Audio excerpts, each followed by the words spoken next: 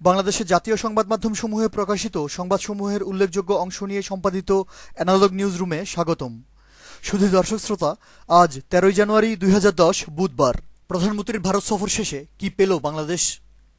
বহুল সমালোচিত টিপাইমুখ বাঁধ নিয়ে ভারতের পক্ষ থেকে সুস্পষ্ট কোনো ঘোষণা আসেনি।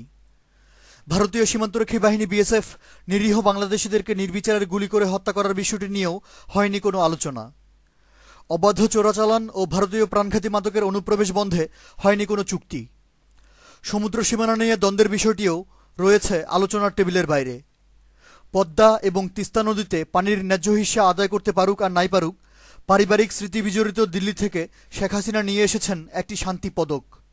প্রক্ষান্তরে দেশের স্বার্থ জলাঞ্জলি দিয়ে ভারতকে দিয়ে এসেছেন চট্টগ্রাম ও মংলা পোর্ট ব্যবহার করার নিঃশর্ত অনুমতি। এ প্রসঙ্গে খবর করেছে ভোরের কাগজ, আমার দেশ, নয়াদিগন্ত ও মানবজমিন। টাঙ্গাইলের ঘাটাইলে উপজেলা ছাত্রলীগ সাধারণ সম্পাদক ও তার ক্যাডাররা একজন বীর মুক্তিযোদ্ধার কলেজ পড়ুয়া মেয়েকে গণধর্ষণ করার সংবাদ ছেপেছে মানবজমিন পত্রিকা। উপহারস্বরূপ বাংলাদেশি জামদানি শাড়ি, পদ্মার ইলিশ এবং একতরফা বন্ধুত্বের বার্তা নিয়ে শেখ হাসিনা যখন ভারত সফরে ব্যস্ত, তখনও থেমেছিল না ভারতীয় সীমান্তরক্ষী বাহিনী বিএসএফের তাণ্ডব। যশোরের বেনাপোল সীমান্তে বিএসএফ একজন নিরীহ বাংলাদেশিকে গুলি করে হত্যা করার খবর ছেপেছে সমকাল, নয়াদিগন্ত ও আমার দেশ।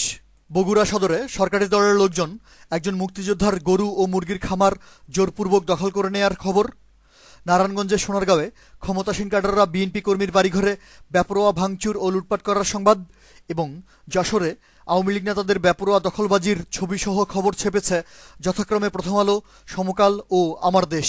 ছাত্রলীগ ক্যাডাররা পিরোজপুরে জাতীয় পার্টি এমপির স্কুল পড়ুয়া ছেলেকে অপহরণ করতে ব্যর্থ হয়ে বেধড়ক মারধর করার সংবাদ।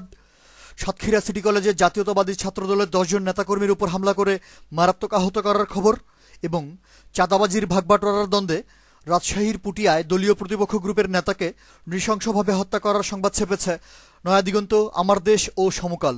উত্তরাঞ্চলীয় জেলা রংপুরে আওয়ামী যুবলীগ, স্বেচ্ছাসেবক লীগ ও ছাত্রলীগ নেতাকর্মীরা জেলা বণিক সমিতির বাণিজ্য মেলায় বেপরোয়া হামলা, ভাঙচুর ও লুটপাট করার সংবাদ এসেছে প্রথম আলো, যুগান্তর এবং bdnews24.com-এ। ঢাকা সিটি কর্পোরেশনে আওয়ামী যুবলীগের বেপরোয়া টেন্ডার সন্ত্রাস এবং শেরেবাংলানগরে গণপূর্ত বিভাগের 2.25 কোটি টাকা টেন্ডার শিডিউল ছিনতাই করার খবর ছেপেছে ইত্তেফাক, নয়াদিগন্ত, সমকাল ও প্রথম আলো।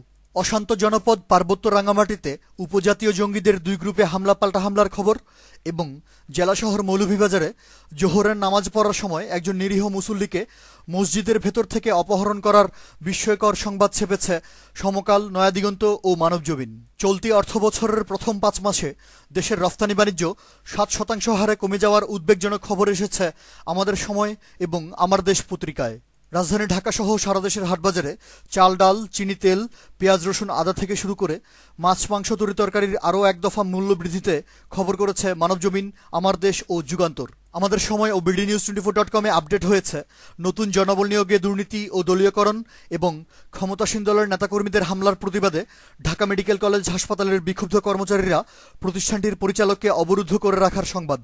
অ্যানালগ নিউজ আজ এ পর্যন্তই। আমাদের পরবর্তী নিউজ শোনার আমন্ত্রণ জানিয়ে আজকের মতো বিদায়। ধন্যবাদ।